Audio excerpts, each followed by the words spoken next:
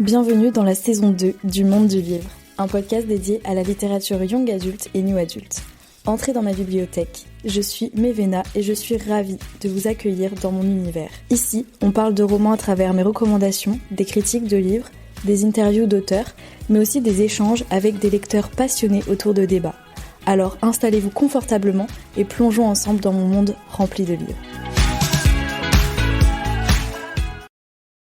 Bonjour à tous et bienvenue dans un nouvel épisode du Monde du Livre. Aujourd'hui on se retrouve pour un nouvel épisode où on va parler de certaines catégories de personnages et vous l'avez sûrement vu dans le titre, on va parler aujourd'hui de anti-héros et anti-héroïnes. Je voulais redire pour les personnes qui n'avaient pas entendu dans l'épisode d'avant ou qui n'avaient pas écouté l'épisode d'avant, je vais changer de calendrier pour le podcast et désormais les épisodes ne seront plus toutes les semaines mais toutes les 2 semaines, donc le 2e samedi du mois et le 4e. Alors je sais que j'ai été assez inactive sur Instagram et TikTok, voilà, je suis censée faire plusieurs posts récemment et je ne les ai pas fait, mais il y a beaucoup de choses qui ont changé dans ma vie. Aujourd'hui je vous fais ce petit épisode, mais ne vous en faites pas, je reviens bientôt sur les plateformes. Je ferme la parenthèse et aujourd'hui on va vraiment parler de anti-héros. Alors ce sont un peu eux qui bouleversent nos repères, ils sont pas parfaits, ils sont parfois lâches, égoïstes, immoraux, et pourtant ce sont souvent les personnages qui nous restent le plus en tête. Pourquoi ? Simplement parce qu'ils sont humains et même profondément humains, je dirais. Et donc aujourd'hui je vous propose de plonger dans l'univers des anti-héros et des anti-héroïnes. Et alors nous verrons comment cette figure est apparue dans la littérature, comment elle a évolué au fil des siècles, puis nous ferons une typologie des différentes formes d'anti-héros et je vais aussi mettre en lumière des anti-héroïnes marquantes avant de partager les anti-héros et anti-héroïnes qui m'ont le plus marqué. Et on commence tout de suite par la première partie qui est la partie historique avec la naissance des anti-héros. Contrairement au héros classique et courageux qui est moralement irréprochable, l'anti-héros, lui, apparaît comme une figure de rupture. Il n'est pas parfait, il a des qualités, des défauts, mais il est beaucoup plus humain. Alors je vais commencer par l'Antiquité et le Moyen-Âge, et dans les récits anciens, on a souvent cette figure du héros noble et courageux comme Achille, Ulysse, Roland, etc. Et l'anti-héros n'existe pas encore vraiment, car la littérature sert beaucoup plus à donner des modèles, même si Ulysse peut être vu aussi comme un anti-héros, voilà, il a des défauts. On voit souvent des héros qui sont des vertus de courage avec quelques défauts minimes mais pas vraiment de vrais anti-héros. Ensuite on arrive à une des toutes premières figures, enfin une des plus grandes figures de l'anti-héros pour moi, qui est Don Quichotte en 1605 de Cervantes.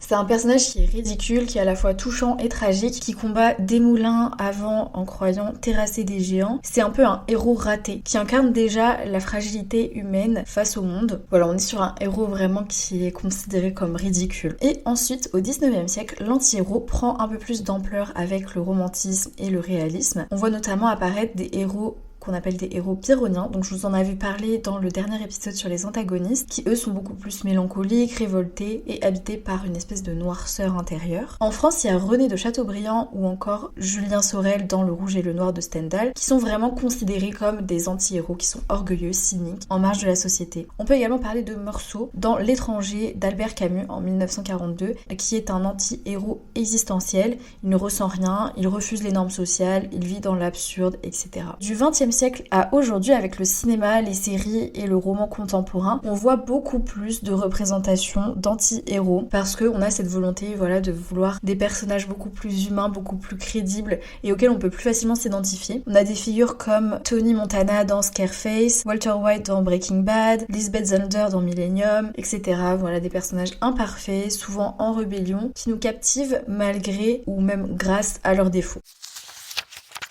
Ensuite, maintenant, je vais vous parler plutôt de la typologie des anti-héros. Pour moi, il existe plusieurs manières d'être un anti-héros. On a par exemple le héros raté qui va être vraiment maladroit, ridicule, et il va beaucoup plus échouer qu'il ne va réussir. Donc là, pour le coup, c'est vraiment Don Quichotte. Pour moi, l'exemple type, c'est vraiment Don Quichotte. On a ensuite le héros passif qui est spectateur de sa propre vie, qui subit sa propre vie plutôt qu'il n'agit. Donc là, c'est vraiment Meursault dans L'étranger d'Albert Camus. Ensuite, on a plutôt les anti-héros un peu cyniques, qui sont intelligents mais égoïste, manipulateur et qui fait vraiment les choses pour lui-même. Donc là, typiquement pour moi, ça va être Julien Sorel dans Le Rouge et le Noir ou même Sherlock Holmes, des héros comme ça. Et après, voilà, on a vraiment une diversité d'anti-héros. Tous les anti-héros sont des anti-héros à leur façon. Mais l'idée, c'est que tous ne renvoient pas à un modèle unique, mais à tout ce qui échappe aux héros traditionnels. Vraiment des héros de romans avec des défauts comme des qualités.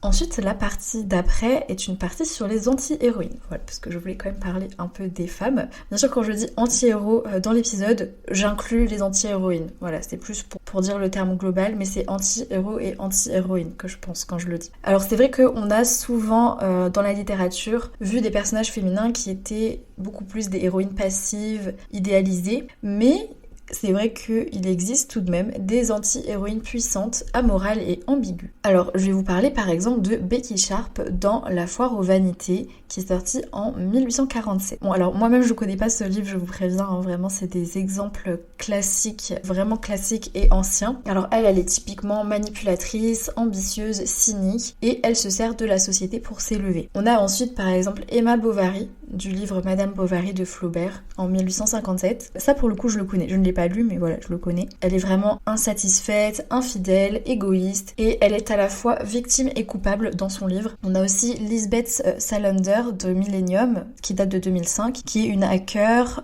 rebelle, marginale, violente parfois mais qui est une anti-héroïne inoubliable. On a également Amy Dunne de Gone Girl de Gillian Flynn qui date de 2012. Alors c'est probablement une des anti-héroïnes les plus marquantes de ces dernières années. Alors à titre personnel je ne la connaissais pas avant de faire le script de cet épisode mais voilà c'est vraiment une héroïne qui est capable de manipuler tout le monde jusqu'au lecteur. Donc voilà, il y a toutes ces figures féminines qui montrent que l'anti-héroïsme n'est pas réservé qu'aux hommes. Il y a aussi beaucoup de femmes. Surtout ces dernières années, on voit beaucoup plus d'anti-héroïnes et je trouve que c'est vraiment bien, enfin que ce soit anti-héros ou anti-héroïne, les deux c'est vraiment des personnages qui sont profondément humains et beaucoup plus réalistes que les héros qu'on avait l'habitude de voir auparavant. Ensuite la quatrième partie c'est pourquoi est-ce qu'on aime tant les anti-héros et anti-héroïnes. Alors déjà je pense que vous vous en doutez mais pour moi une des premières raisons c'est l'identification. Contrairement aux héros qui sont absolument parfaits, les anti-héros eux nous ressemblent. Ils doutent, ils échouent, ils se trompent comme nous dans notre vraie vie, enfin dans notre vie et je pense que c'est beaucoup plus facile de s'identifier à des personnages qui se trompent,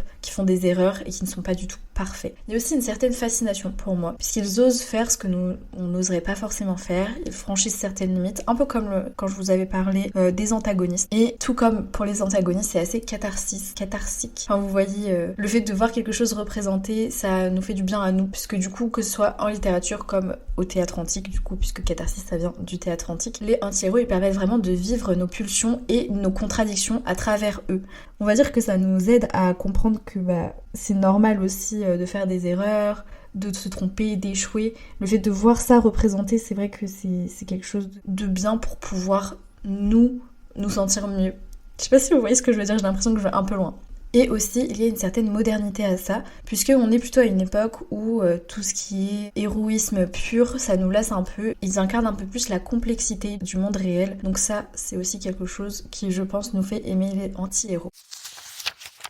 Ensuite, la cinquième partie, alors je l'ai appelée la comparaison héros, méchant et anti-héros, pour qu'on puisse saisir un petit peu. Alors pour moi, le héros, ça va vraiment être un modèle. On va dire qu'il va avoir des défauts, mais très peu. C'est plutôt un héros qu'on voit comme un modèle, qui nous inspire, et qui n'a pas forcément toutes les contradictions qu'un anti-héros va avoir. Le méchant, ça va plutôt être une menace, tandis que pour moi, l'anti-héros, c'est plutôt un miroir. Il est imparfait, il est contradictoire, et il nous renvoie, nous, à nos propres ambiguïtés, et c'est ça qui le rend universel et contemporain. Et on va passer donc à une des dernières parties, enfin en fait la dernière partie, et ça va être sur les anti-héros qui moi m'ont marqué à titre personnel. La toute première anti-héroïne, puisque c'est une femme, pour moi ça va être Katniss Everdeen. Vous allez me dire que c'est peut-être pas une anti-héroïne pour vous, mais pour moi c'en est une. Parce que Katniss c'est pas vraiment une héroïne qui est traditionnelle. En fait elle n'a pas choisi d'être un symbole, elle est souvent réticente, parfois dure, parfois injuste envers les gens. Elle agit plus par instinct de survie, protéger sa sœur, plus que par idéalisme. Son objectif de vie à elle c'est rester en vie et protéger ceux qu'elle aime. Initialement, elle voulait pas du tout être le symbole de la rébellion, elle voulait vraiment juste survivre, que ceux qu'elle aime survivent. Bon, après voilà, elle se fait prendre par le jeu, elle accepte et elle finit par vraiment vouloir cette rébellion. Mais je trouve que c'est quand même ça qui la rend assez fascinante, c'est que c'est une héroïne un peu malgré elle. Elle a pas forcément eu envie de faire tout ça. Déjà, elle a pas eu envie que sa sœur soit tirée au sort au jeu, elle a pas eu envie de participer au jeu, les gagner. Bon, sans doute qu'elle a eu envie de les gagner quand même, elle avait envie de survivre, mais elle a pas du tout eu envie de devenir ce symbole de rébellion, même si du coup à la fin elle l'accepte. Je pense que vous aussi vous le voyez, mais c'est vrai que le comportement de Katniss par rapport à Peeta est typiquement celui pour moi d'une anti-héroïne, parce qu'elle sait pas du tout ce qu'elle veut, elle est un peu perdue, et en vrai on est tous un peu perdus nous aussi, donc je pense que c'est assez facile de pouvoir s'y identifier. En vrai je vais pas vous parler plus de Katniss Everdeen parce que je pense que si vous écoutez le podcast depuis longtemps, vous savez à quel point j'aime cette héroïne, donc je vais vous parler du suivant. Le prochain pour moi c'est Sherlock Holmes de Arthur Conan Doyle. Alors je vous avoue que je n'ai pas lu le livre, mais pour moi c'est un anti-héros qui m'a marqué plutôt pour toutes les représentations modernes qu'on a de lui dans les séries, les films Netflix, vous voyez. Dans les films et séries, Sherlock il est représenté comme un génie, mais aussi comme quelqu'un d'arrogant, de froid, qui est incapable de relations humaines simples. Finalement les défauts que Arthur Conan Doyle a donné à son héros. Il y a certaines versions où en fait il est sous-entendu qu'il est accro à certaines substances. C'est vrai qu'il y a certaines personnes qui affirment que ce héros était vraiment addict. Voilà, donc ça rajoute en plus une certaine dimension à ce personnage. Et c'est vrai qu'il se rapproche de l'anti-héros par son caractère un peu asocial, son mépris des conventions et ses addictions. Et c'est justement ce mélange entre son génie et ses failles qui en fait un personnage vraiment culte. Je crois, je préfère pas dire de bêtises, voilà, apprendre avec des pincettes. Pour moi, il résout certaines affaires plus par curiosité intellectuelle et pour la gloire en fait, pour qu'on salue son génie. Et je trouve que c'est vraiment un personnage qui est hyper intéressant parce qu'à la fois il aide les gens, les personnes pour qui il résout des affaires, mais en même temps il le fait pas forcément pour les bonnes raisons. Voilà, je sais pas si vous saviez ça sur Sherlock Holmes, en tout cas dites-moi. Hein. La prochaine anti-héroïne, parce que du coup pour cette partie j'ai fait 2 anti-héroïnes et 2 anti-héros, comme ça parité. La prochaine c'est Emma Bovary, donc je vous en ai déjà parlé plus tôt du livre Madame Bovary de Gustave Flaubert. Pareil, pour ça je n'ai pas lu le livre, par contre j'avais regardé le documentaire Arte sur le procès Bovary. Je sais pas si vous voyez de quoi je parle, mais en fait ils avaient un peu fait le procès de cette anti-héroïne parce que vraiment elle cassait tous les codes de l'époque qui voulaient que les femmes soient d'une certaine façon.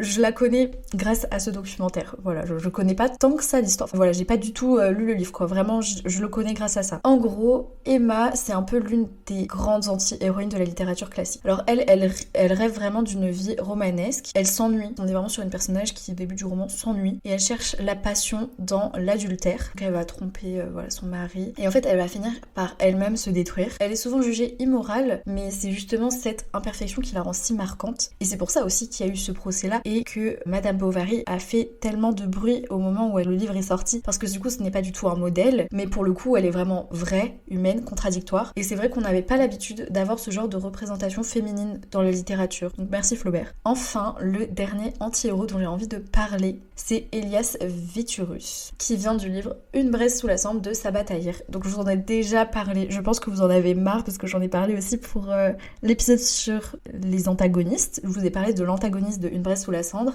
et je vous en ai parlé déjà de ce livre il y a quelques semaines. Vraiment j'ai fini la saga là, c'est vraiment une très très bonne saga. Si jamais je peux vous convaincre de la lire à force d'en parler, lisez-la parce que je l'ai adorée. Excellente saga fantasy. Elias, je pense que c'est vraiment mon personnage préféré. Vous me direz c'est un peu le personnage principal. En gros, Elias, lui c'est un personnage qui est vraiment intéressant justement parce qu'il est complètement déchiré. Alors lui c'est le soldat d'un empire qui est brutal. Il est forcé de tuer des gens. Il a tué beaucoup de gens.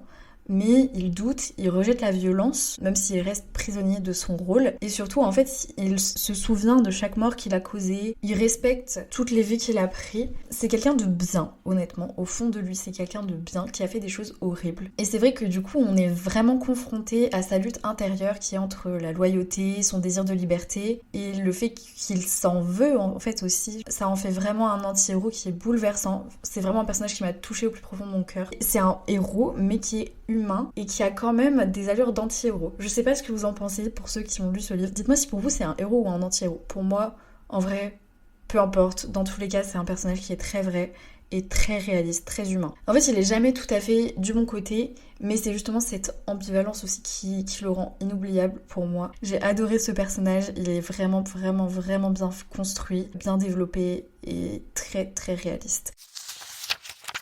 Et bien voilà, écoutez, on va pouvoir passer à la conclusion. Finalement, je dirais que les anti-héros et les anti-héroïnes sont un peu les failles, les contradictions. Ils sont pas là pour nous rassurer, mais aussi pour nous troubler en quelque sorte et peut-être pour nous ressembler un peu plus, puisque nous aussi, on a des qualités et des défauts. Et c'est important de pouvoir l'avoir représenté en littérature. Alors n'hésitez pas à me dire sur Instagram ou en commentaire Spotify quel anti-héros ou anti-héroïne t'a le plus marqué toi. Et on se retrouve dans 2 semaines pour un prochain épisode.